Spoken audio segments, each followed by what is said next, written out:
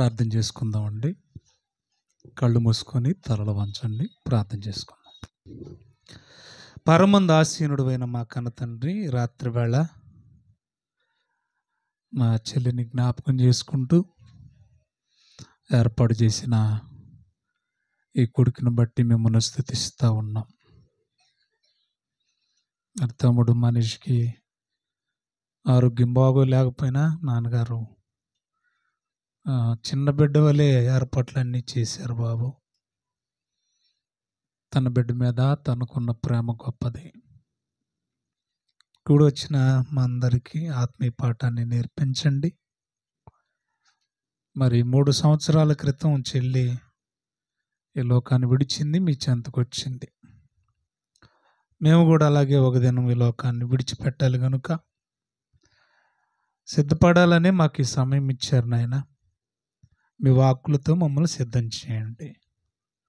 ఈ రంగుల వలయాన్ని చూసి ఈ భూలోకంలో ఉన్న మా హంగులు, ఉన్న ఆస్తిపాస్తులు, ఉద్యోగాలు, డబ్బులు, మంది బలం ఇవి చూసి మేము మురిసిపోకుండా ఈ లోకంలో మేము పరదేశులం, యాత్రికులమని మనసును పెట్టి భయభక్తులతో జీవించుటకు నేర్పించండి.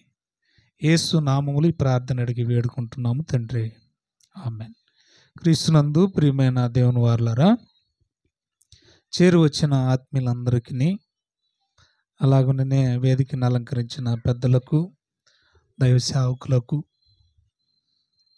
అలాగే మాస్టరు దేవనరాజ్ మాస్టర్ అన్నయ్యకి, కూడి వచ్చిన మరి నూకరు వచ్చిన నా బంధుమిత్రులు, సంఘ బిడ్డలందరికీ మన ప్రభువును రక్షకుడైన క్రీస్తు పేరట నా హృదయమారా వందనాలు తెలియజేస్తూ ఉన్నాను. మరి వాతావరణం బాగోలేదు కనుక విస్తరించి మాట్లాడకుండా కొన్ని అమూల్యమైన సంగతులు తక్కువ సమయంలో మనం నేర్చుకుందాం. నేను ఆల్రెడీ అంశాన్ని మీకు వాట్సాప్ ద్వారా పంపించాను. భాగ్యవంతుల లేక దౌర్భాగ్యుల అనే అంశాన్ని మీకు పంపించడం జరిగింది. చెప్పండి అందరూ, భాగ్యవంతుల లేక దౌర్భాగ్యుల. ఈ 2 విషయాలు మనం నేర్చుకోవడానికి ప్రయత్నపడదాం. ముందు దౌర్భాగ్యులు ఎవరో తెలుసుకుందాం, ఆ తర్వాత భాగ్యవంతులు ఎవరో తెలుసుకోవడానికి ప్రయత్నం చేద్దాం. దౌర్భాగ్యులు, దాన్ని మనం ఎలా నిర్వచించాలి? దానికి డెఫినేషన్ ఏమైనా ఉందా?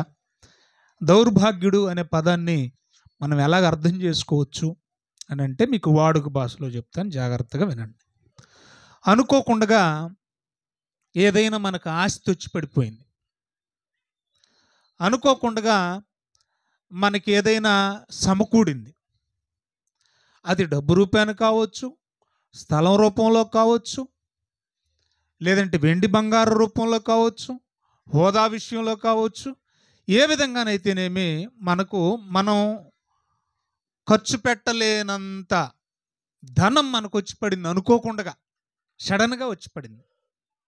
అయితే ఆ వచ్చి పడ్డ ధనాన్ని, వచ్చి పడిపోయిన ఉత్తి పుణ్యానికి వచ్చి పడిపోయిన ఆ ఆస్తిని సరిగా అనుభవించలేని వాడు, వినాలి, సరిగా అనుభవించలేని వాడు, సరిగా ఖర్చు చేయలేని వాడే దౌర్భాగ్యుడు. మీకు అర్థమైంది అనుకుంటున్నాను నేను. మరొక మాట చెప్తా, నా వైపు చూడండి. వచ్చేవాళ్ళు వస్తూ ఉంటారు, నా వైపు చూడండి. అంటే బాగా ఉత్తిపునానికి వచ్చి పడ్డా వాటిని సరిగ్గా సద్వినియోగం చేసుకోలేని వాడు ఎవరు? దౌర్భాగ్యుడు.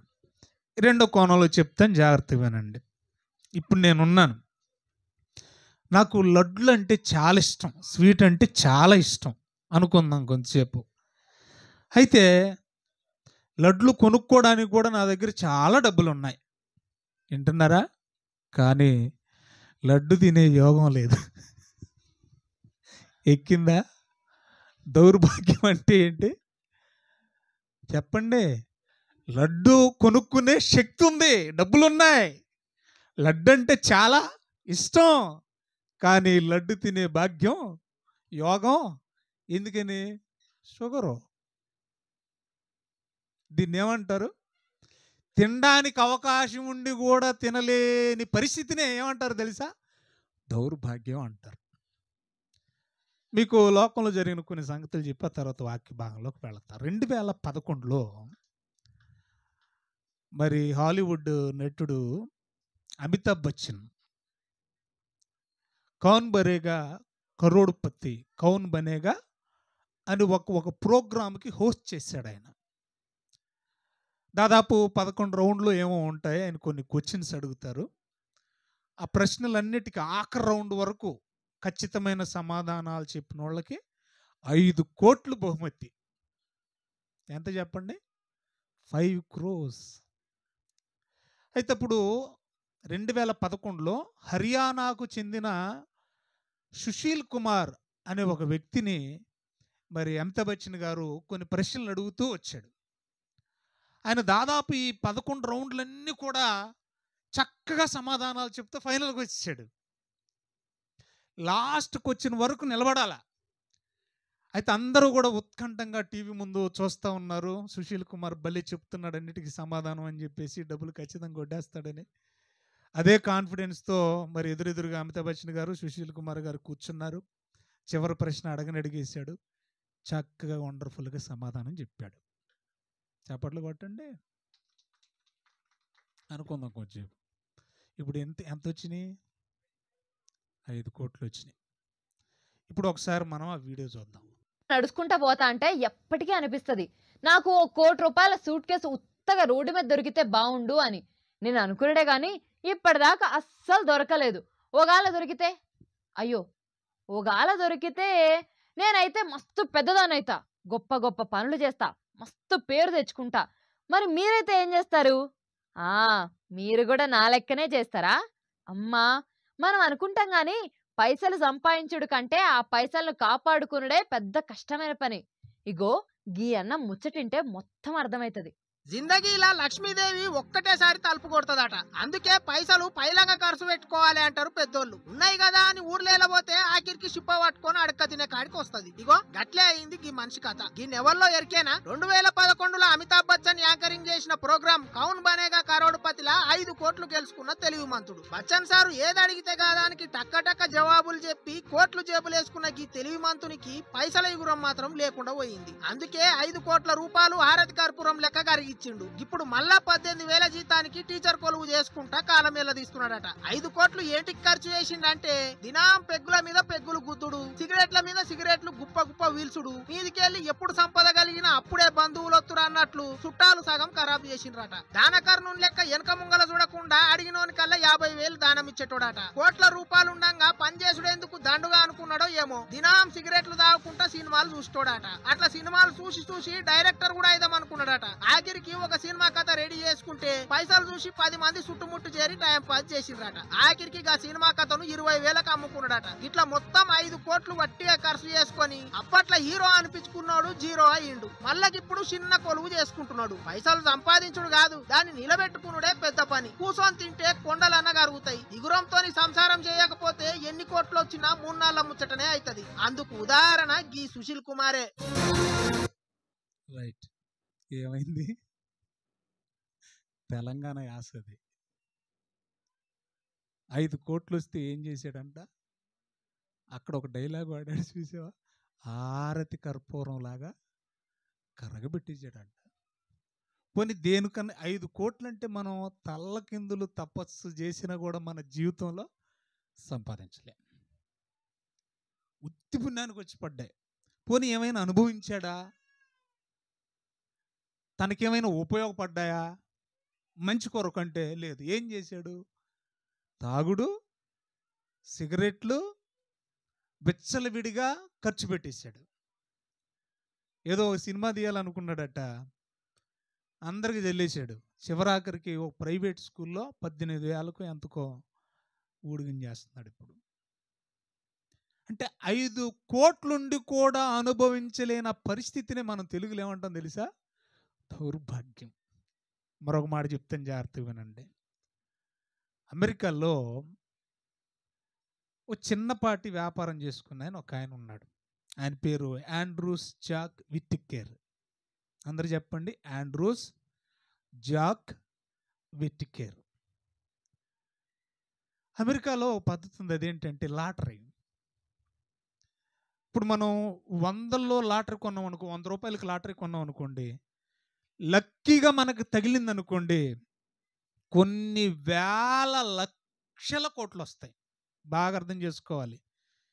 మన సుశీల్ కుమార్కి వచ్చింది 5 కోట్లే, సింగులర్ ఇవి. కానీ అమెరికాలో లాటరీ తగిలింది అనుకోండి, కొన్ని వేల లక్షల కోట్లు వస్తాయి. అయితే మరి ఆయన ధనవంతుడు కదా, ఏదో సరదాగా ఒకరోజు ఒక లాటరీ టికెట్ కొన్నాడంట. లక్కీగా ఆయనకి లాటరీ తగిలిందండి.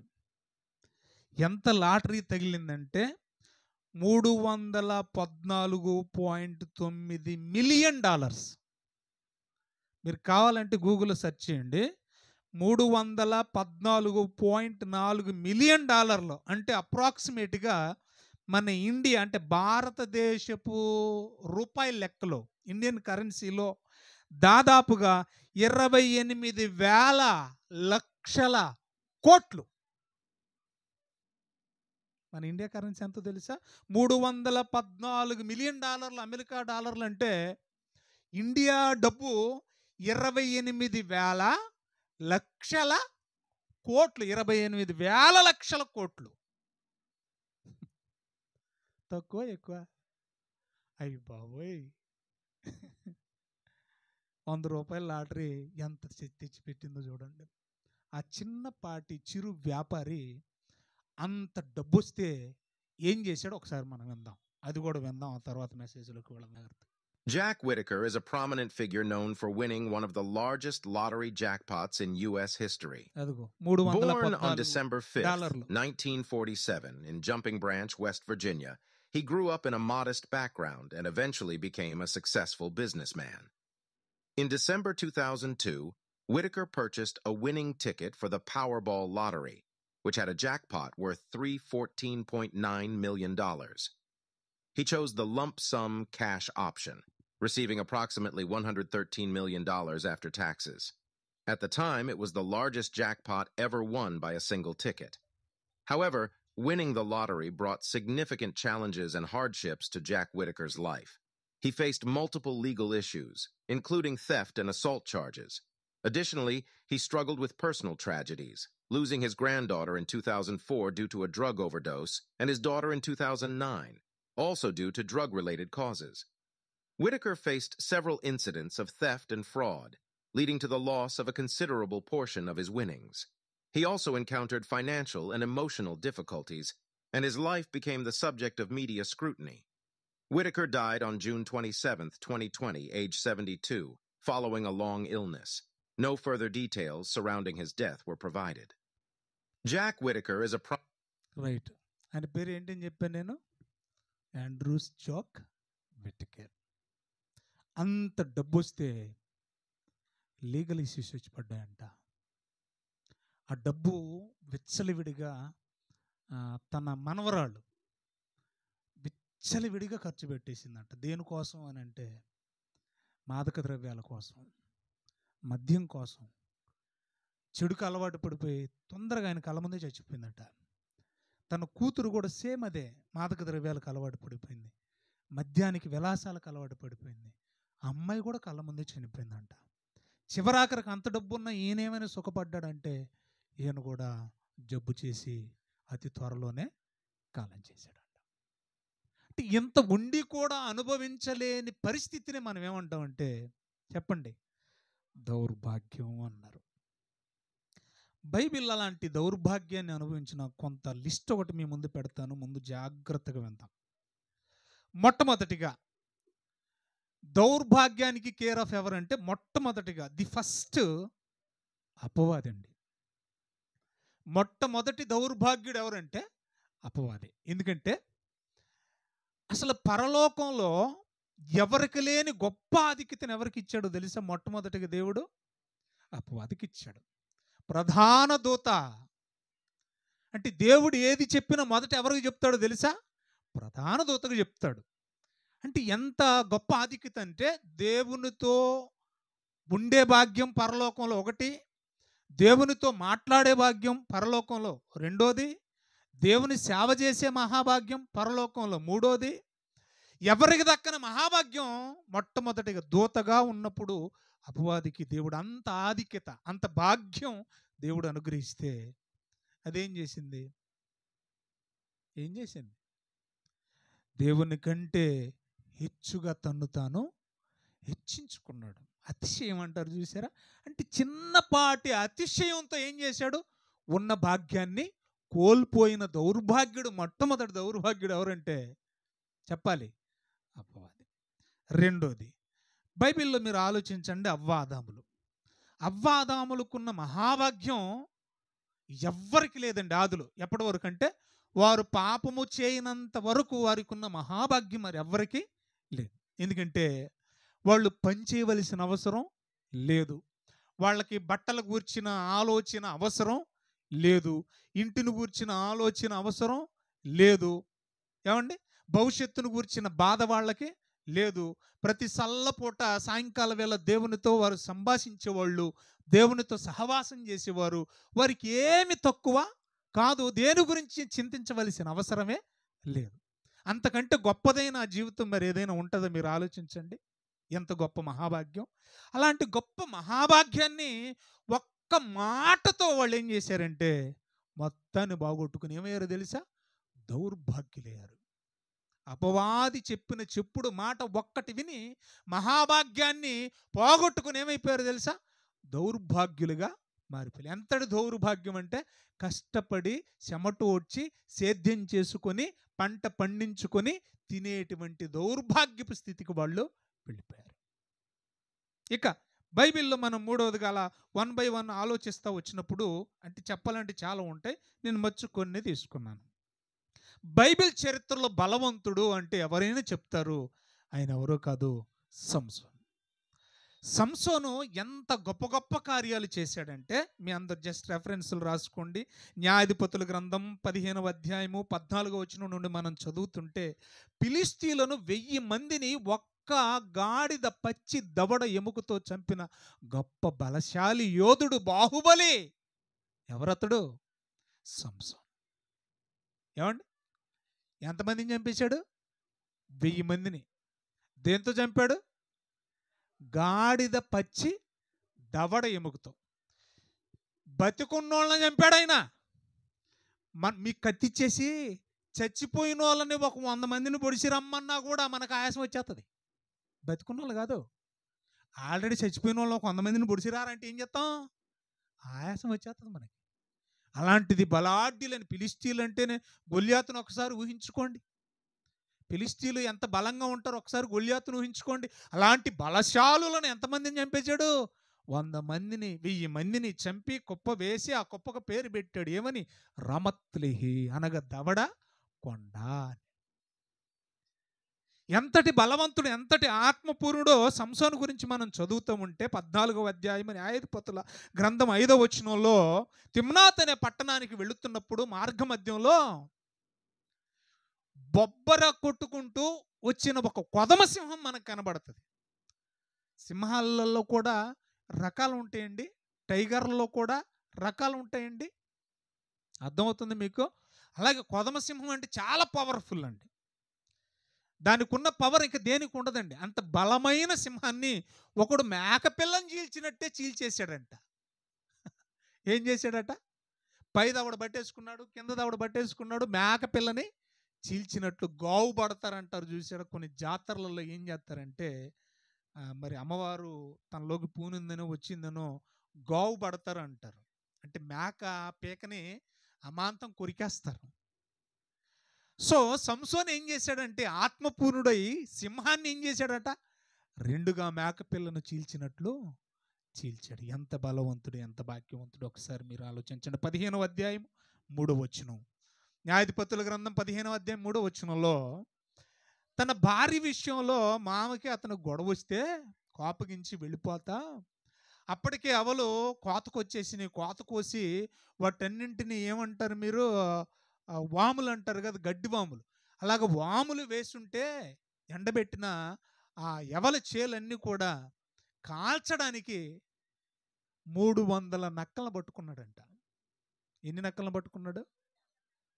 ఏది మీ ఊర్లో ఉన్న ఒక వీధి కుక్కను పట్టుకోండి మీరు. ఈ శాత వద్ద దమ్ముందా మీకు? మీ వీధిలో ఉన్న ఒక కుక్క తోక పట్టుకొని చూద్దాం. తోక పట్టుకుంటే కుక్క తోక అసలు ఊరకుంటుంది అది. మరి కుక్క కంటే ప్రమాదమా కాదా నక్క? ఆ. అలాంటి నక్కలు 300 పట్టేసుకొని ప్రతి నక్క తోకకి ఏమండి, ఆ నక్క తోకకి ఈ నొక్క తోకకి 2 తోకలు ముడేసేవాడంట. ఆ మధ్యలో దివిటి కట్టేసేవాడంట. ఈ తోకలు పీక్కుంటా అలా ఎగిరి ఇలా ఎగిరి మొత్తం చీల మొత్తం తగిలెట్టేసాడు. ఎంతటి బలవంతుడు సంసోను ఆలోచించండి. అలాంటి వాడు ఇంకా చెప్పాలంటే చాలా ఉన్నాయి. గాజా అనే పట్టణానికి వెళ్ళిన తర్వాత అక్కడ దెలీలా అనే ఒక స్త్రీ దగ్గర ఉన్నప్పుడు ఫిలిస్తీన్లు వచ్చి మీద పడుతున్నారని అర్ధరాత్రి వేళ తెలిసినప్పుడు ఉలిక్కిపడి లేచి పరిగెడుతూ ఆ పట్టణం మొత్తానికి ఒకటే గుమ్మం ఉంటుందట. మీరు ఎప్పుడైనా హైదరాబాదులో పెద్ద కోట ఉంటుందండి, అదే గోల్కొండ. ఏం కొండ చెప్పండి? నవాబుల కాలంలో కట్టబడిన గోల్కొండ. నేను ఈ మధ్య వెళ్ళాను, మా అన్నయ్య గారి హౌస్ ఓపెనింగ్ అప్పుడు కావాలని చూడడానికి వెళ్ళాను. ఇప్పుడు నా ఇంటర్మీడియట్లో వెళ్ళాను నేను, ఆ తర్వాత మళ్ళీ ఈ మధ్య వెళ్ళాను. అక్కడ ఎంట్రన్స్లో ఒక పెద్ద గుమ్మం ఉంటుందండి, అది ఇనపది. అసలు మనం దాన్ని కదపన కూడా కదపలేమండి. ఏనుగులతో లాగిచ్చేవాళ్ళట. అది ఓపెన్ చేయాలన్నా క్లోజ్ చేయాలన్నా ఏనుగులు లాగితేనే అది దగ్గరకు వస్తుంది, లేదంటే తెరవబడుతుంది, అంత బలమైంది. మరి పురాతన కాలంలో గాజా పట్టణానుకున్న గుమ్మం అంటే అది సామాన్యమైంది కాదు. అలాంటి గుమ్మాన్ని ద్వారబంధాలతో సహా పెకిలించి భుజాన వేసుకొని కొండకు నడిచిపోయిన ధీరుడు ఒకనాటి సంసోను. మరి దేవుడు అంత ఆత్మనిచ్చి అంత శక్తిని బలాన్ని ఇచ్చినప్పుడు ఆ శక్తిని కాపాడుకోవాలా వద్దా? కాపాడుకోవాలి. ఆత్మని కాపాడుకోవాలా వద్దా? కాపాడుకోవాలి. చిన్నపిల్లల ఎగతాళి చేసి స్థాయికి వెళ్ళిపోయాడు. ఈ ఆవులు, ఆంబోతులు, గాడిదలు, గుర్రాలు కట్టి తిప్పే తిరగల కట్టబడ్డాడు. కళ్ళు పీకబడ్డాయి. అవమానానికి ఆస్పదంగా నిలిచిపోయాడు చివరాఖరికి. దీన్నే దౌర్భాగ్యం అంటారు. బైబిల్ చరిత్రలో ఇంకా మీరు ఆలోచిస్తే ఐగుప్తులో నుండి కనానుకు వెళ్ళడానికి లక్షల మంది బయలుదేరారు. ఈ బయలుదేరిన వాళ్ళల్లో చాలా మంది మనం బైబిల్లో చదువుకున్నాం, రెఫరెన్స్ నేను కోట్ చేయట్లేదు. చాలా మంది అరణ్యంలోనే ఏమైపోయారట? రాలిపోయారు అని. అంటే కనాను చూసే మహాభాగ్యం వాళ్ళకి లేదు. ఈవెన్ నేను ఒక మాట చెప్తాను ఇక్కడ సాహసించి, వాళ్ళని నడిపించిన నాయకుడైన మోషేకి ఆ భాగ్యం కలగలేదు. అలాంటిది ఒక ఆకానుకు కలిగింది. అర్థమవుతుంది మీకు? ఎవరికి కలిగింది? ఆకానికి కలిగింది. మరి నిలబెట్టుకున్నాడా? బట్టలండి, వేసుకునే బట్టల కోసం పెట్టుకొని చచ్చిపోతే విడిచిపెట్టి వెళ్ళిపోయే ఉంగరాలో, ముక్కు పొడకలో, చెవిలీలో ఈ బంగారం కోసం ఏం చేశాడు? వెళ్ళాడు. ఉపయోగం ఏముంది? కనాన్ని అనుభవించిన పరిస్థితి లేదు. చేరాడు, కనానికి చేరాడు, కానీ అనుభవించలేదు. దీన్ని ఏమంటారు తెలుసా? దౌర్భాగ్యం అంటారు. బైబిల్ చరిత్రలో ఇంకా చెప్పుకుంటూ వెళ్ళిపోతే 12 మందిలో ఒకడిగా ఎంచబడడం, అపోస్తుల్లో ఒకడిగా ఎంచబడడం చిన్న విషయం కాదు. కానీ ఒకనాటి ఇస్కరియోతు యోధ 12 మంది శిష్యుల్లో ఒకడుగనగా అపోస్తుల్లో ఒకడుగా ఎంచబడిన వాడై, అందులో కూడా బాధ్యతాయుతమైనటువంటి ఒక పదవి, ఒక పోస్టు ఆయనకి ఇవ్వబడింది. డబ్బు సంచి ఎవరి దగ్గర ఉండేది? యోధ దగ్గరే ఉండేది. ఎంత నమ్మకస్తుడికి అలాంటి బాధ్యతలు అప్పగిస్తారు చెప్పండి? అలాంటి వ్యక్తి 30 వెండి నాణాలకు ప్రభువు నమ్ముకొని తల్లక్రిందులుగా పడి ప్రేగులు సైతం బయటపడి చచ్చిపోయిన చరిత్ర, అంతకంటే దౌర్భాగ్యం ఇంకొకటి ఉంటుంది. మీరు ఆలోచించండి. పేరుకు క్రైస్తవుడు, పేరుకు అపోస్తుడు, పేరుకు యేసు ప్రభు శిష్యుడు, 12 మందిలో ఒకడు. అసలు అపోస్తులు వస్తున్నారంటేనే భూమిని తలక్రిందులు చేయవారు ఇక్కడికి వచ్చి ఉన్నారు అని భయపడిపోయేవారట. అలాంటి వ్యక్తి ఏమైపోయాడు? తన ప్రాణాన్ని తానే తీసుకున్నాడు. మన భాషలో ఆత్మహత్య చేసుకున్న దౌర్భాగ్యుడిగా మిగిలిపోయాడు. బైబిల్ చరిత్రలో మీరు చూస్తే అననీయ, సప్పీరా, ఈ అననీయ సప్పీరాలు కూడా మొట్టమొదటి సంఘంలో సభ్యులు. అపోస్తుల ద్వారా ప్రారంభించబడిన సంఘంలో అననీయ సప్పీరాలు ఎవరు? మొట్టమొదటి సంఘంలోని సభ్యులు. అలాంటి గొప్పదైన ఆధిక్యతను డబ్బు కోసం పోగొట్టుకొని ప్రాణాలు సైతం పోగొట్టుకున్న దౌర్భాగ్యపు పరిస్థితి ఎవరిది చెప్పండి? హననీయ సప్యరాలది. బైబిల్ చరిత్రలో లూకాసు వార్త 15వ అధ్యాయం 11వ వచనం ఇంటికెళ్ళి చదువుకోండి. ఇక్కడ మీ అందరికీ తెలుసు తప్పిపోయిన కుమారుడు గురించిన చరిత్ర. తండ్రి దగ్గర ఉన్నప్పుడు ఏం తక్కువైంది చిన్నోడికి చెప్పండి, మాట్లాడండి. తండ్రి దగ్గర ఉన్నప్పుడు ఏమైనా తక్కువ అయినా లేదు. అంటే అనుభవించడానికి అంతా ఉన్నా కూడా ఆస్తిని పంచమని చెప్పి తీసుకువెళ్ళి విచ్చలవిడిగా ఖర్చు పెట్టి చివరాఖరికి పంది పట్టు కోసం ఆశగా ఎదురు చూసిన దౌర్భాగ్యుడు ఒకనాటి తప్పిపోయిన కుమారుడు. అంటే అన్నీ ఉన్నా కూడా అనుభవించలేని పరిస్థితి. బైబిల్ చరిత్రలో మీ అందరికీ తెలుసు ధనవంతుడు లాజరు. ధనవంతుడు గురించి వ్రాయబడింది ఆ నెక్స్ట్ 16వ అధ్యాయం లూకాసు వార్తలోనే. ఒక ధనవంతుడుండెను, అతడు సన్నపు నార వస్త్రములను ధరించుకొని బహుగా ప్రతిదినము సుఖపడుచుండెను. అంటే అనుభవించడానికి అన్నీ ఉన్నాయి. అనుభవించడానికి చెప్పండి అన్నీ ఉన్నాయి. తెలుగులో ఒక సామెత, ఒక స్లోగన్ లాంటిది ఉంటుంది, ఏమన్నా తెలుసా? ఆరోగ్యమే మహాభాగ్యం. చెప్పాలి, మహాభాగ్యం ఏంటి చెప్పండి? ఆరోగ్యం అంట, మహాభాగ్యం అంట. నేను మాట్లాడుతున్నది భాగ్యవంతుల దౌర్భాగ్యుల. చెప్పాలి, భాగ్యవంతుల. ఇప్పటివరకు నేను ఏం మాట్లాడాను? ఎవరు దౌర్భాగ్యులనే చెప్తున్నాను. తర్వాత భాగ్యవంతులు నేర్చుకుందాం. భాగ్యవంతుల కంటే గొప్ప భాగ్యవంతులు ఎవరు? చెప్పండి, మహాభాగ్యవంతులు. అంతే కదా? భాగ్యవంతుల కంటే ఇంకా భాగ్యవంతులు ఎవరు? మహాభాగ్యవంతులు. ఎవరో మహాభాగ్యవంతులు అని చెప్పింది లోకం? చెప్పండి. ఆరోగ్యమే. అంటే ఆరోగ్యంగా ఉన్నవాళ్ళు ఎవరు చెప్పండి? నేనేమంటాను తెలుసా? ఆరోగ్యం ఉన్నా ఆశ లేకపోతే నువ్వు దౌర్భాగ్యుడివే. ఎక్కిందా? మళ్ళీ చెప్పనా? నీకు ఆరోగ్యం సూపర్, అర్థమైందా? కానీ అది అనుభవించడానికి నువ్వు లేవు. అంటే నీకు ఆయుష్ లేదు. ఆరోగ్యం ఉన్నా ఆయుష్ లేకపోతే మహాభాగ్యవంతులు ఎప్పటికీ కాదు. బైబిల్ చరిత్రలోకి వెళ్ళి మనం ఆలోచన చేస్తే ధనవంతుడికి ఆరోగ్యం ఉంది, లాజరుకి ఆరోగ్యం లేదు. కానీ అనుభవించడానికి ఏమి లేదు ఈ ధనవంతుడికి? ఆయుష్ లేదు. ఇప్పుడు చెప్పండి, అన్నీ ఉన్న దౌర్భాగ్యుడు ఎవరో? ఒకనాటి ధనవంతుడు. చివరిగా ఒక మాట చెప్తాను. ఏమండి, మేమందరం యేసు ప్రభువుని నమ్ముకున్న విశ్వాసులం అన్నోళ్ళ చేతులు ఎత్తండి సిగ్గుపడకుండా. అదేంటి, మీరందరూ యేసు ప్రభువుని నమ్ముకున్న వాళ్ళే కదా? నాకే డౌట్ వచ్చేసింది. అయ్యి బాబోయ్, ఇంతకీ నేనేమన్నా తేడాగా నమ్మేసుకున్నానేమో అనిపించింది. ఎందుకు నమ్ముకున్నారండి? మామూలుగా అడుగుతున్నాను. యేసు ప్రభువునందు ఎందుకు విశ్వాసం ఉంచారు చెప్పండి? ఒకవేళ మీలో ఒక్కొక్కళ్ళకి మైక్ ఇస్తే మీ నుంచి వచ్చే సాక్ష్యాలు ఏంటో తెలుసా? ఏమండి, భయంకరమైన యాక్సిడెంట్ జరిగింది. ఆ యాక్సిడెంట్లో నుంచి దేవుడు నా ప్రాణం రక్షించాడండి. అందుకని నేను యేసు ప్రభువుని నమ్ముకున్నాను. ఏమండి, అనారోగ్యంతో చాలా బాధపడ్డానండి. డాక్టర్లు కూడా నువ్వు చచ్చిపోతావు అన్నారు, కానీ దేవుడు నన్ను బతికించాడు. అందుకని యేసు ప్రభువుని నమ్ముకున్నాను.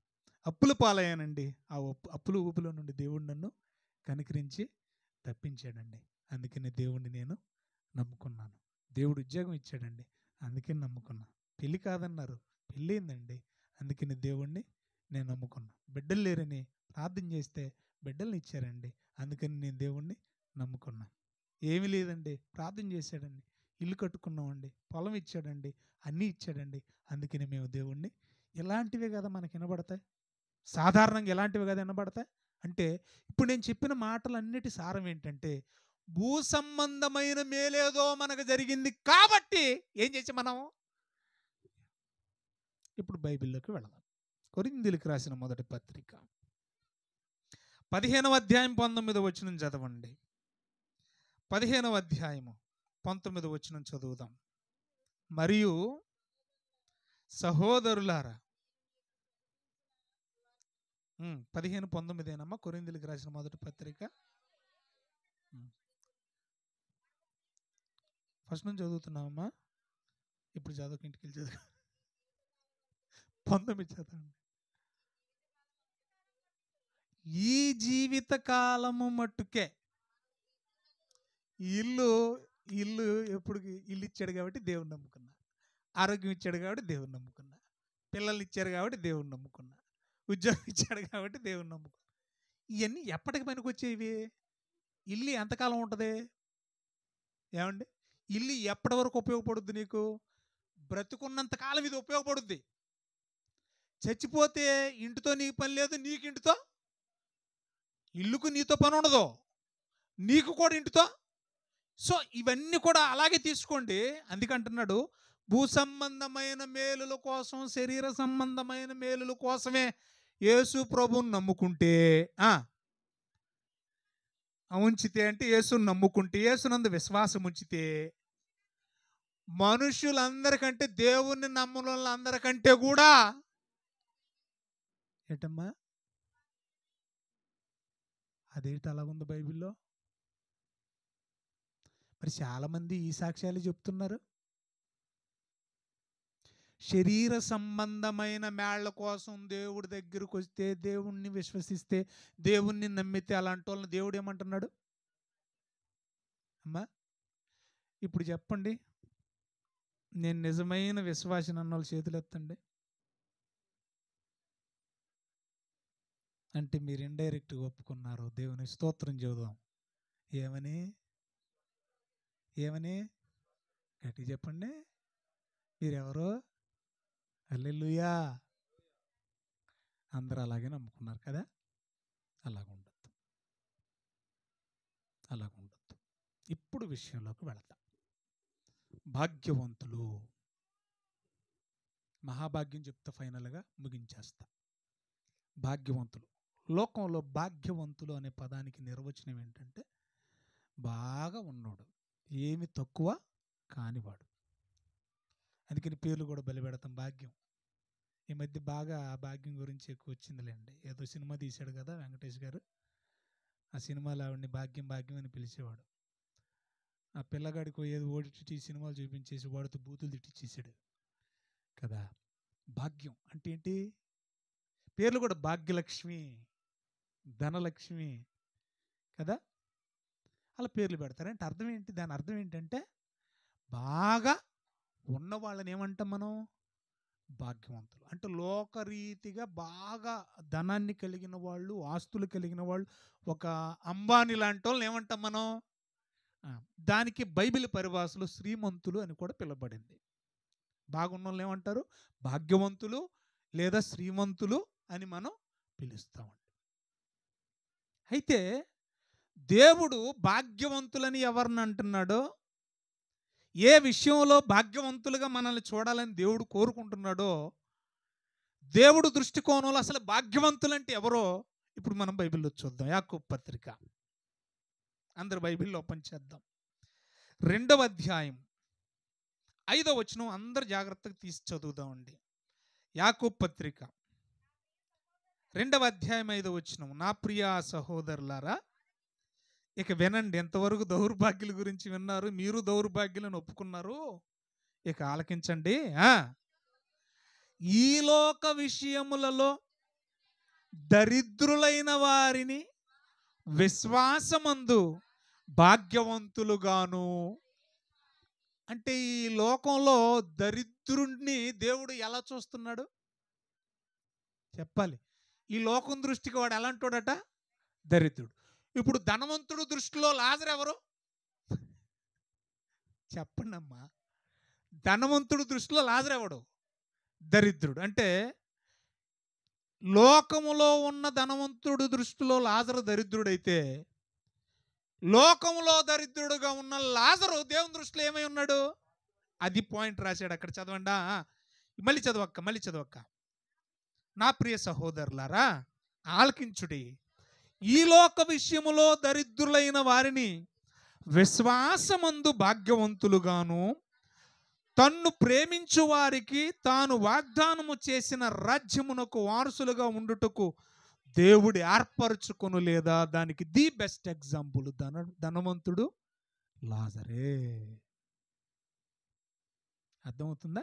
అంటే ఈ లోకమందు నీవు దరిద్రుడిగా కనపడవచ్చు, నీకేమీ లేకపోవచ్చు, కానీ నీవు భాగ్యవంతుడు కావాలంటే దేవుని యందు విశ్వాసం ఉంచాలి అన్నాడు. ఎందులో భాగ్యవంతులుగా చూస్తున్నాడు దేవుడు? నీలో ఏముంటే దేవుని దృష్టిలో నువ్వు భాగ్యవంతుడు తెలిసే? డబ్బు ఉంటే కాదు. లోకం దృష్టిలో డబ్బున్నోడు దేవుని దృష్టిలో ఎవరు చెప్పండి? దరిద్రుడు. అర్థమవుతుందా? లోకం దృష్టిలో డబ్బున్నోడు లోకానికి ధనవంతుడు కావచ్చు, భాగ్యవంతుడు కావచ్చు, కానీ లోకం దృష్టిలో డబ్బుండి విశ్వాసం లేనివాడు చెప్పాలి దరిద్రుడు దేవుని దృష్టిలో. ఏమీ లేకపోవచ్చు, కానీ దేవుని మీద బలమైన విశ్వాసం ఉంది. విశ్వాసం మనం కలిగి ఉంటే దేవుని దృష్టిలో మనం ఏంటో తెలుసా? భాగ్యవంతులం అన్నాడు. మరి ఈ విశ్వాసం రావాలంటే ఏం చేయాలి? అమ్మా, మీ అందరికీ తెలిసిన రెఫరెన్స్ రోమిలకు రాసిన పత్రిక 10వ అధ్యాయం 17వ వచనంలో వ్రాయబడిన మాట. రోమిలకు రాసిన పత్రిక 10వ అధ్యాయం 17వ వచనం చదవండి. కాగా వినుట వలన విశ్వాసము కలుగును అని ఉంది. చాలమ్మా. విశ్వాసం ఎలా వస్తుందట? బాగా వినాలి. దేవుడు నిన్ను భాగ్యవంతుడు భాగ్యవంతురాలు అనాలంటే నీలో ఏముండాలి చెప్పాలి? విశ్వాసం ఉంటేనే దేవుని దృష్టిలో మనం ఏంటి? భాగ్యవంతులు. మనకు బట్ట కూడా లేకపోవచ్చు కట్టుకోవడానికి, విశ్వాసం ఉంటే చాలు. ఆరోగ్యం కూడా లేకపోవచ్చు, కానీ మనకు విశ్వాసం ఉంటే, ఇల్లు కూడా లేకపోవచ్చు, మనకు విశ్వాసం ఉంటే దేవుని దృష్టిలో మనం ఏంటి? భాగ్యవంతులం. మిస్ అవుద్ది కంటెంట్. మరి ఆ విశ్వాసం మనలోకి రావాలంటే ఏం చేయాలి? ఇలాంటి కూడికలు మానేయాలి, ఆదివారం ఆరాధనలే మానేయాలి. అప్పుడు మనకు వస్తుంది ఏంటిది? ఏమవుతుంది మనకి?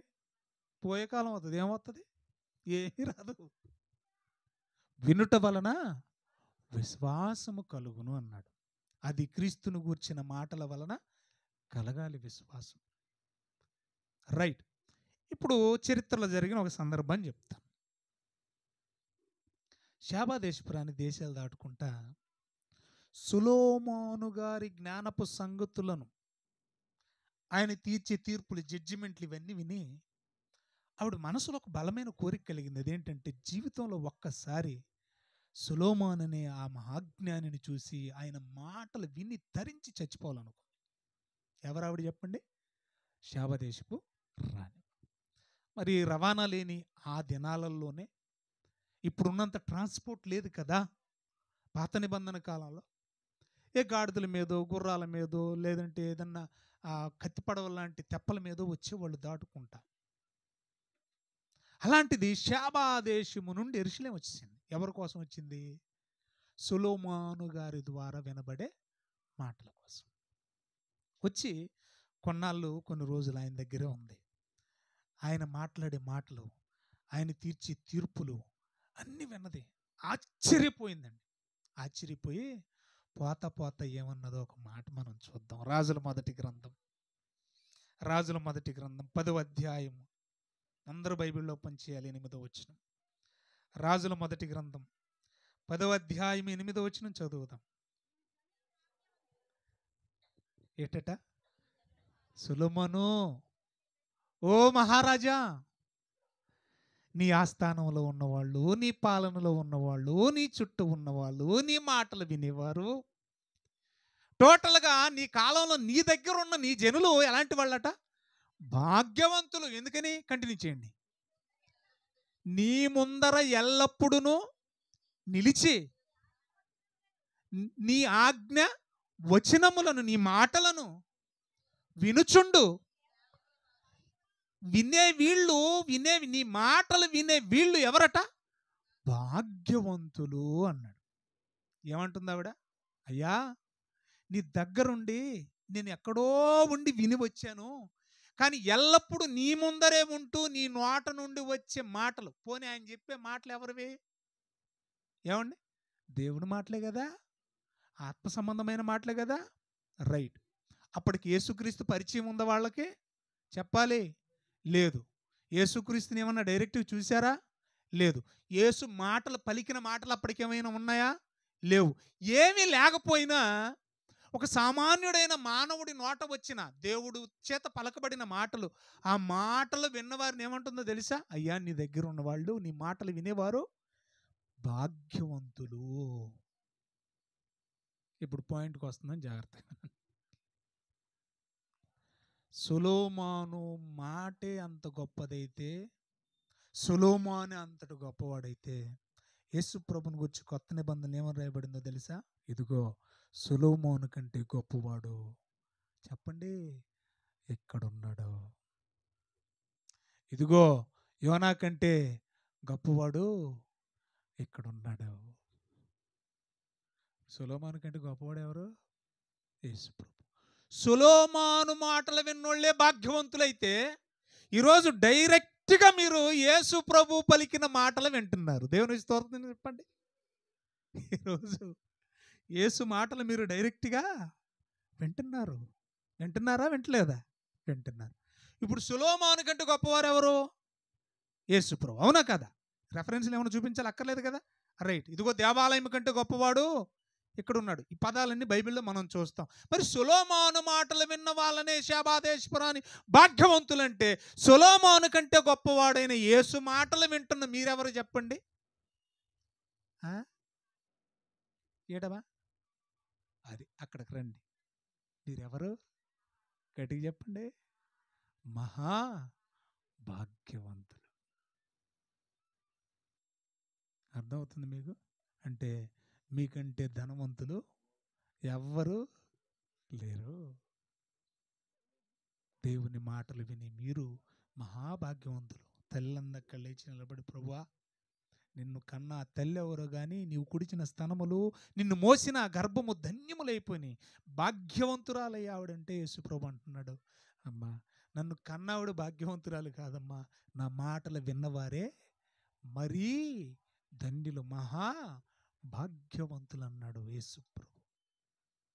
మరి ఈ మాటలు వింటున్న మనం ధనవంతులం కావాలి. మహాభాగ్యవంతులు అంటే ఎవరు? మహాధనవంతులు. మరి మహాధనవంతులు మనం కావాలంటే ఏం చేయాలి? ఈ లోకంలో బ్యాంకుల్లో కూర్చుకోకూడదు, ఈ లోకంలో బీరువాళ్ళు కూర్చుకోకూడదు.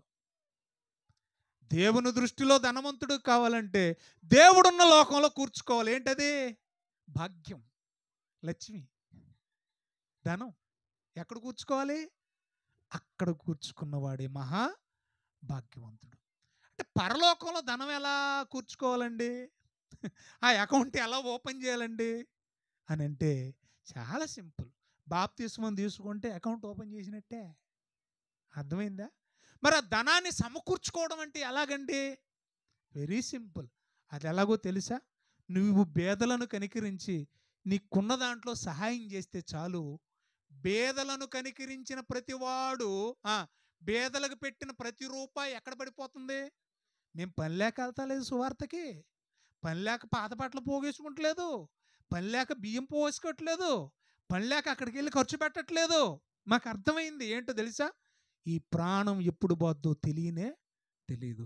మేము భాగ్యవంతులుగా ధనవంతులుగా మారిపోవాలంటే బ్రతికుండగానే పరలోకంలో ధనాన్ని సమకూర్చుకోవాలి. అది ఎలా సమకూర్చబడుతుంది అని అంటే బైబిల్ చెప్పిన సత్యం. కొండ మీద ప్రసంగంలో యేసు ప్రభుల వారు ఏమన్నారో ఒక్కసారి మీరు చూడండి. మత్తయి సువార్త 6వ అధ్యాయము, మత్తయి సువార్త 6వ అధ్యాయము 20వ వచనం, 20వ వచనం చదవండి. పరలోకమందు మీ కొరకు అన్నాడా? ఇప్పుడు ఎవరు భాగ్యవంతులు? పరలోకమందు ధనాన్ని కూర్చుకున్నవాడే భాగ్యవంతుడు. అది ఎలా సాధ్యం? నేను ఆల్రెడీ చెప్పిన అకౌంట్ ఎలా ఓపెన్ అవుద్ది? యేసుక్రీస్తునందు విశ్వాసం ఉంచి మన పాపాలు ఒప్పుకొని విడిచిపెట్టి బాప్తిస్మం పొందిన వెంటనే సత్క్రియలు చేయడానికి అకౌంట్ ఓపెన్ అయిపోద్ది. అలా సత్క్రియలు చేయడానికి నిశ్చయించుకున్న మనం ఎంతవరకు స్వార్థపూరితంగా బ్రతికాం. ఇక నుండి ఏం చేయాలో తెలుసా? బేదలను కనికరించాలి. వాడు క్రైస్తవుడైతేనే నేను సాయం చేస్తాను అనకూడదు. క్రైస్తవులైనా కాకపోయినా మన మతం మానవత్వం. యేసు చూపిన మతం ఏంటో తెలుసా? మానవత్వం. ఎందుకంటే తన బంధువు కాదు, తన చుట్టం కాదు, ఒకనాటి సమరయుడు. కానీ ఆ సమరయుడు కూడా ఏం చేశాడైనా? ఏం చేశాడు? చెప్పండి, మీ అందరికీ తెలియదు. మంచి సమరయుడు చిన్నప్పుడు సండే స్కూల్లో చదివేసుకున్నాం కదండి మనం. మంచి సమరయుడు ఎవరు? యేసు ప్రభు. ఎందుకని అంట రానివాడైన సమరయుడికి సైతం సహాయం చేసిన గుణం ఎవరిది? యేసు ప్రభుది. వీళ్ళ బంధువు కాదు, యూదుడు కాదు, వీళ్ళ చుట్టం కాదు, వీళ్ళ జాతి కాదు. అయినా కూడా ఏం చేశాడు? పూట కోళ్ళవానికి అప్పగించి ఆయన బతికించాడు, ఆయన కాపాడాడు, ఆయనకు సహాయపడ్డాడు, పేదవాళ్ళని కనికరించాడండి. అసలు యేసు ప్రభు ఈ లోకానికి వచ్చింది పేదవాళ్ళ కోసం. పేదలకు సువార్తమానము ప్రకటించుటకై ఆయన తన ఆత్మచేత నన్ను అభిషేకించెను అంటాడు యెషయా గ్రంథంలో ప్రవచనం. కనుక పరలోకమందు మీకోసం ఏం చేయమన్నాడు? మత్తయి సువార్తలో ధనాన్ని సమకూర్చుకోమన్నాడు. పరలోకంలో ధనం ఎలా సమకూర్చబడుద్ది అని అంటే, భూలోకంలో నువ్వేదైనా చేయాలా, ఏం చేస్తే అక్కడ అకౌంట్లో మన అకౌంట్లో జమ అవుతాయి. భూలోకంలో ఏం చేస్తే అక్కడ డబ్బులు పడిపోతాయి. జగన్ గారిలాగా బటన్ నొక్కాలంటారు ఏంటి? ఇక్కడ బటన్ నొక్కితే మీ అకౌంట్లో పడతాయి. అలాగా అక్కడ అకౌంట్లో డబ్బులు పడాలంటే ఏం చేయాలి? అది చెప్తున్నాడు. ఇప్పుడు మనం చూద్దాం. చూడండి, మీ బైబిల్లోనే అదే మత్తయి సువార్త 19వ అధ్యాయం 21వ వచనం చూడండి.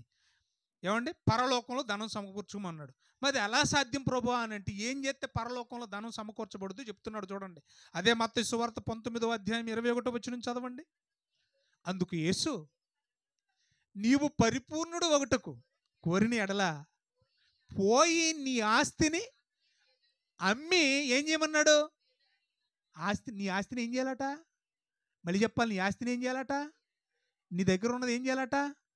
పేదలుగా పంచాలట. ఆ పంచితే అప్పుడు పరలోకమందు నీకు ధనము కలుగును. పరలోకపు అకౌంట్లో డబ్బులు పడిపోవాలంటే, పర సంబంధమైన భాగ్యవంతుడు నీకు కావాలంటే ఏం చేయమంటున్నాడు? అక్కడ నీకున్నదాన్ని నమ్మి ఏం చేయమన్నాడు? పేదలకు పంచి. చేస్తున్నావా? నేను ఒకటే చెప్తా, మా సంఘంలో ఎవరైనా మా పిల్లడు పుట్టినరోజు అండి, మా ఆయన చచ్చిన రోజు అండి అని అంటే నేను ఒకటే చెప్తా, ప్రార్థన పెట్టించుకుంటే పెట్టించుకో, కానీ సంఘానికి కానీ మీ చుట్టాలకు కానీ భోజనం పెట్టకని చెప్తాను నేను.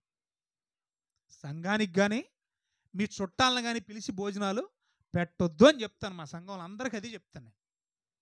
మరి ఏం చేస్తారండి అని అంటే, ఏం చేస్తారో తెలుసా?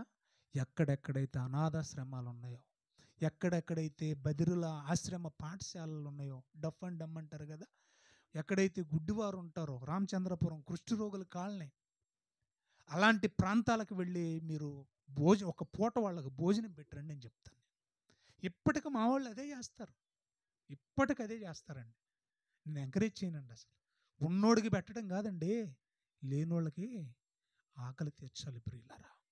అందుకంటాడు దేవుడు ఒక అద్భుతమైన స్టేట్మెంట్ ఇచ్చాడు. మీ అందరికీ తెలిసిన మంచి రెఫరెన్స్ నేను చూపిస్తాను. చూడండి, సామెతల గ్రంథం 19వ అధ్యాయము 17వ వచనం. సామెతల గ్రంథం 19వ అధ్యాయము 17వ వచనం ముగించుకుందాం. చూడాలి త్వరగా. బీదలను కనికరించి సహాయం చేసేవాడు యెహోవాకే అప్పిచ్చిన వాడైపోతాడు. గట్టిగా చెప్దాం. ఎవరికి ఇచ్చావు అప్పు? అప్పు ఎవరికి ఇచ్చారు? నువ్వు దేవుడికి అప్పు పడలేదు, దేవుడే నీకు ఏం పడ్డాడట? నువ్వెవరికి ఇచ్చావు అప్పుకి? అది ఏంటంటే అలా చూస్తా, నాకు అర్థం కాదు. నేను డబ్బులు ఇచ్చేసానండి మాస్టర్కి, అప్పు ఇచ్చాను. ఆయన నాకేమై ఉన్నాడు? రుణస్థుడు. ఆయన నాకు అప్పు ఇవ్వవలసిన వాడు. నేను ఇచ్చిన అప్పు తిరిగి. ఇప్పుడు దేవుడు మనకేమై ఉన్నాడట? మీ బైబిల్లో చూడండి, ఇప్పుడు చదివిందే చదవండి. బీదలను కనికరించువాడు యెహోవాకే అప్పిచ్చినోడట. అంటే ఇక్కడ బీదలను కనికరించి పేదలకు మనం సహాయం చేస్తే ఆయన అకౌంట్లో మన డబ్బు పడిపోతుందంట. ఆయన మనకు రుణపడి ఉన్నాడంట, మనకు తిరిగి ఇచ్చే స్థితిలో ఉన్నాడట, ఇవ్వవలసిన వాడై ఉన్నాడట. అంటే దేవుడు నీకేదన్నా ఇవ్వాలంటే నువ్వేం చేయాలి చెప్పండి? బీదలను కనికరించి సహాయం చేస్తే దేవుడే నీకు రుణపడి ఉంటాడట. దేవుడే నీకు అప్పు ఇవ్వవలసిన వాడై ఉన్నాడు, నువ్వు ఇచ్చిన దానికి తిరిగి ఇచ్చేవాడై ఉన్నాడట. ఇదే మాట, అద్భుతమైన మాట కీర్తనల గ్రంథంలో చూడండి, మీకు బాగా క్లారిటీ వస్తుంది. ఇప్పుడు అలా బీదలను కనికరించి పరలోకమందు ధనము సమకూర్చుకునే వాళ్ళని. పరలోకమందు ధనం సమకూర్చబడాలంటే ఏం చేయాలని చెప్పాను నేను? బేదలను కనికరించాలి. ఏమండి? ఇలా బేదలను కనికరించి పరలోకంలో ధనము సమకూర్చుకొని దేవుని చేతే రుణపడి ఉన్న మిమ్మల్ని దేవుడు ఏమంటున్నాడు తెలుసా? కీర్తనల గ్రంథం 112వ అధ్యాయం 5వ వచనం చదవండి. కీర్తనల గ్రంథం 112వ అధ్యాయం 5వ వచనం చదవండి ప్రియులారా. దయాళులను అప్పిచ్చువారును భాగ్యవంతులు. న్యాయ విమర్శలో వారు న్యాయము వ్యాజ్యము గెలుచును. అట్టివారు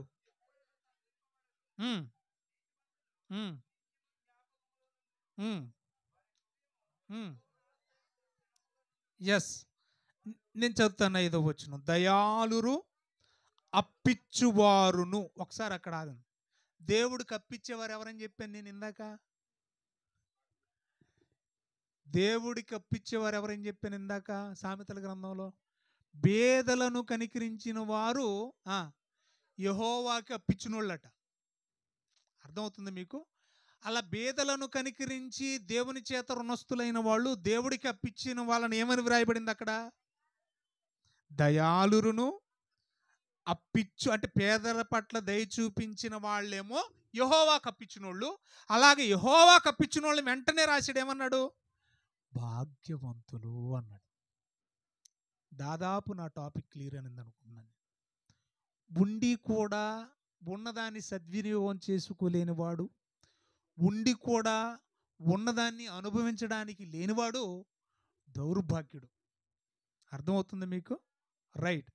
మరి భాగ్యవంతులు ఎవరంటే లోకం దృష్టిలో ధనం కలిగిన వాడు లోకానికి భాగ్యవంతుడు, కానీ దేవుని దృష్టిలో దేవుని యందు విశ్వసించిన వాడు భాగ్యవంతుడు. దేవుని యందు విశ్వసించిన వాడు ఎవరు చెప్పండి?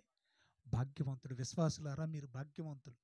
దేనికోసం దేవుని యందు విశ్వాసం ఉంచాలంటే మనకు పరలోకం అనేది ఒకటి ఉంది. ఈ లోకం మనదే కాదు.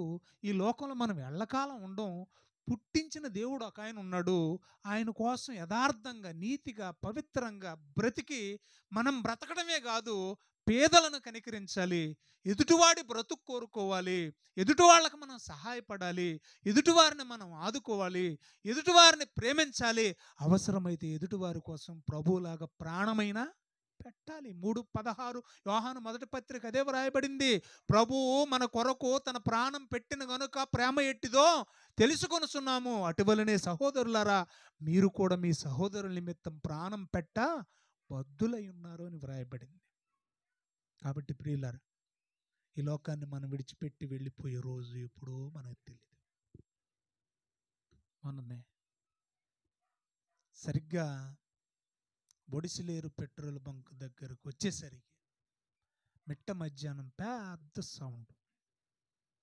మీరు నమ్మాలి, ఒకే కుటుంబానికి చెందిన వాళ్ళు 5. చిన్న పాప ఉంది అందులో. ఈ 5లో చిన్న పాప ఉంది. అది మహీంద్రా ఎక్స్యూవీ కారు, బాగా హై అండ్ కారు. మరి దాదాపు 180 స్పీడ్లో వస్తున్నాడు ఆ రూట్లో. అప్పటికే వాళ్ళంతా ఇక్కడ ఏదో షాపింగ్ చేశారు కాకినాడ. వాళ్ళు కొవ్వూరు, పసివేదల పరిసర ప్రాంతాలకి చెందిన వాళ్ళు. చిన్న బిడ్డ ఉన్నదన్న ఇంకిత జ్ఞానం కూడా మర్చిపోయి తప్ప తాగి స్పీడ్గా కొడితే మీరు నమ్మాలి, గాల్లో కలిసిపోయినాయి 4 ప్రాణాలు. ఆ బిడ్డ బతికిందండి. నిజంగా ఆ కారుని చూస్తే అది కారా లేదంటే ఏదైనా మనం అప్పుడప్పుడు పాత సామాను మనం వేస్తాం కదా ఉల్లిపాయలు ఉడికి, అలాగా బాగా ఇలా దగ్గరికి అయిపోయిందండి. బాగా దగ్గరికి అయిపోయిందండి. అసలు అది కారు ఆకారమే లేదండి. నేను ఎందుకు ఈ మాటలు మీతో చెప్తున్నానంటే మన ప్రాణం ఎప్పుడు పోద్దో మనకి తెలియదు. అయితే పోత మాత్రం 2 పిలువబడాలి. ఒకటి, నువ్వు పిలువబడితే భాగ్యవంతుడుగానైనా పిలువబడాలి, లేదంటే దౌర్భాగ్యుడుగానైనా పిలువబడాలి. భాగ్యవంతులుగా మనం పిలువబడాలంటే చెల్లిలాగా ప్రభువునందు విశ్వసించాలి. నాకు పదే అమ్మాయి గుర్తుకొచ్చినప్పుడు ఒకటి గుర్తుకొస్తుంది. రాత్రి కూడా మీరు నమ్ముతారో లేదో నాకు తెలియదు, దైవ సాక్షికి నిలబడి చెప్తున్నాను. నేను పడుకున్నా. పడుకున్నప్పుడు డబుల్ కాట్ మంచానికి తలగడ దగ్గర కూడా ఇంత హైట్లో ఒక చెక్కలాగా ఉంటుంది. అది తలగడ పెట్టుకునే దగ్గర డబుల్ కాట్ మంచానికి ఇంత ఎత్తులో ఏముంటుంది, చెక్కలాగా ఉంటుంది పిల్లో వేసుకోవడానికి. అప్పుడు నేను దిండు మీదే పెట్టుకున్నాను తల, కానీ ఆ చెక్క నా తలకి ఆనుకుంది. ఇలా చెక్క నా తలకి ఆనుకుంది. అప్పుడు వెంటనే నాకేం గుర్తుకొచ్చిందో తెలుసా? రేపు పొద్దున్నే నన్ను పెట్లు పెట్టినప్పుడు ఈ స్పర్శ నాకు ఉండదు కదా. అర్థమవుతుందా మీకు? రేపు పొద్దున్నే నన్ను శ్మశాన వాటికి తీసుకెళ్ళేటప్పుడు పెట్లు పెట్టినప్పుడు తలకి చెక్క తగిలిందా, కాలికి చెక్క తగిలిందా, బొత్తాలు ఎట్టారా, జిప్పేశారా, ప్యాంటు చిరిగిపోయిందా, ఈ స్పర్శ ఉంటుందా మనకి? ఉండదు. పోతాము అన్న మనసు, ఏదో ఒక రోజు ఖచ్చితంగా ఈ లోకాన్ని విడిచిపెడతామన్న ఆలోచన నీలో ఉంటే బ్రతుకున్నాళ్ళు మనం భాగ్యవంతులుగా బ్రతకాలి. భాగ్యవంతులుగా బ్రతకాలంటే ప్రభువునందు విశ్వాసం ఉంచాలి.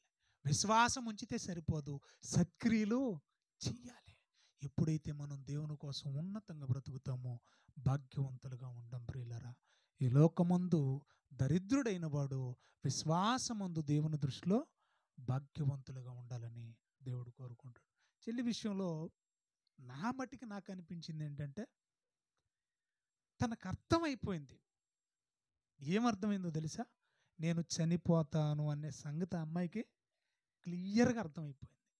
ఎందుకంటే నెలల కాల వ్యవధిలోనే, నెలలేనండి, సంవత్సరాలు కూడా పట్టలేదండి, నెలల కాలాలలోనే శరీరంలో గొప్ప మార్పు వచ్చేసింది. పొట్ట తప్ప మరేమీ లేదు. అర్థమయ్యేది, ఏడ్చేది, మేము కనపడితే ఏడ్చేది. నా పిల్లలు ఏమైపోతారో, ఇల్లు కట్టుకున్నాను, పిల్లల భవిష్యత్తు ఏంటో, నేను బ్రతికితే బాగుండన్న ఆశ ఉండేది, కానీ బ్రతకను అన్న సంగతి కూడా ఆమెకి తెలుసు. ఎందుకు ఈ మాట చెప్తున్నానంటే, మన మరణం మనకి తెలీదు. వాస్తవంగా మన మరణం ఎప్పుడు మనకి తెలీదు, కానీ తన చావు ఎప్పుడు తనకి తెలిసిపోయింది. నేను అనుకుంటాను అది తెలియడానికి కూడా దైవ చిత్తమే ఉంటుంది. ఎందుకంటే మనిషి అన్న తర్వాత లోపాలు ఉంటాయి కదా. దేవుడు మనకు మరణం దగ్గర పడింది అని మనం గుర్తు చేస్తున్నప్పుడు, నా చావు నాకు తెలుస్తున్నప్పుడు, ఏవైనా లోటుపాట్లు ఉంటే సర్దుకోవటానికి అది గొప్ప అవకాశం. నేను మా నాన్నగారి విషయంలో అదే సంతోషిస్తా. 3 ఏళ్ళు మంచంలో ఉన్నాడంటే కారణం ఏంటో తెలుసా ప్రియులారా? అది ఆయన దౌర్భాగ్యం అని నేను అనుకోను, అది ఆయన దురదృష్టం అని నేను అనుకోను. నేను అందుకని చివరిలో కూడా ఆయనకి మాట పడిపోయి, మాట రాకపోయినా కూడా నేను ఒక ప్రశ్న అడిగాను, నానా సిద్ధపడ్డావా? చూసారా మీరు ఆ వీడియో? మా నాన్నగారిని ఏమడిగానో తెలుసా? నానా ప్రభు పిలిస్తే వెళ్ళడానికి సిద్ధపడ్డావా? సిద్ధపడ్డానని ధైర్యంగా చెప్పాడు. అంటే ఈ 3 సంవత్సరాల కాల వ్యవధిలో మంచాన్ని ఎందుకు పెట్టాడో తెలుసా దేవుడు?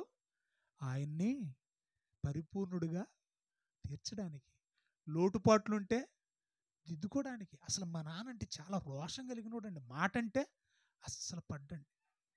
ఆయన ఏదనుకుంటే అదే చేస్తాడండి, ఎవడ మాట వినండి. అలాంటి వ్యక్తి చివరాఖరికి చిన్న పిల్లలాగా ఏడ్చేసాడండి. చిన్నపిల్ల మనుషులు కనబడితే ఏడ్చేసేవాడు. నాన్నగారికి కూడా అర్థమైపోయింది ఆయన మరణం ఆయనకి దగ్గర పడింది. కనుక ప్రియమైన దేవుని వారలారా, అల్టిమేట్గా కూడా చెప్తున్నాను, దౌర్భాగ్యులుగా మాత్రం మీరు బ్రతకండి. ఎవడు దౌర్భాగ్యుడు అంటే ఇప్పుడు చెప్పనా? యేసు ప్రభు అందుబాటులో ఉండి, సువార్త అందుబాటులో ఉండి, బైబిల్ అందుబాటులో ఉండి, ఆయన ప్రేమ అందుబాటులో ఉండి, దాన్ని అందుకోలేని, పొందుకోలేని వాడే చెప్పాలి దౌర్భాగ్యుడు. ఈనాటి దౌర్భాగ్యులకు సువార్త చెప్తుంటే ఎక్కుతలేదు. ఈనాటి దౌర్భాగ్యులకి మహాభాగ్యాన్ని అందిద్దామని వెళుతుంటే హేళన చేస్తున్నారు, బండబూతులు ఆడుతున్నారు, కొడుతున్నారు, తిడుతున్నారు, చంపేస్తున్నారు. ప్రియులారా, ప్రభు అందుబాటులో ఉండి ఆయన ప్రేమను, ఆయన సువార్తను, ఆయన ప్రణాళికను ఎరుగని వారే చివరికి ఏమైపోతారో తెలుసా? దౌర్భాగ్యులుగా మిగిలిపోతారు. ఆ జాబితాలో మీరు ఉండకూడదని మనసారా కోరుకుంటూ, దేవుని మహాభాగ్యమైన పరలోకానికి మీరు సిద్ధపడాలని, దాన్ని అందిపుచ్చుకోవాలని మనసారా కోరుకుంటూ నా మాటలు ముగిస్తున్నాను. కళ్ళు మూసుకొని తలలు వంచండి, ప్రార్థన చేసుకుందాం. చెప్పబడిన వాక్యం కొరకు, వాక్య ఫలింపు కోసం ప్రార్థన చేసుకుందాం. సోదరులు స్టెఫెన్ గారు ముందుకు వచ్చి ప్రార్థన చేస్తారు.